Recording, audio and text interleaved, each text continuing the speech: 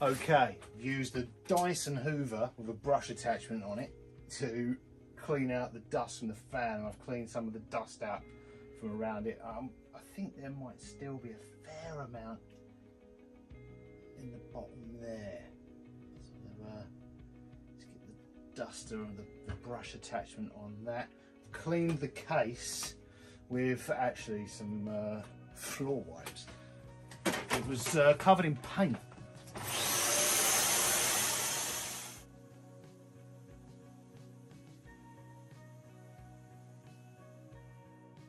The truth is going to be when we power this back on and see how much dust, like a dust tornado out the top. The RAM, I've ordered some RAM for this and it looks super easy. Look, just to upgrade the RAM. It's about what you can upgrade, and they made it really easy to upgrade.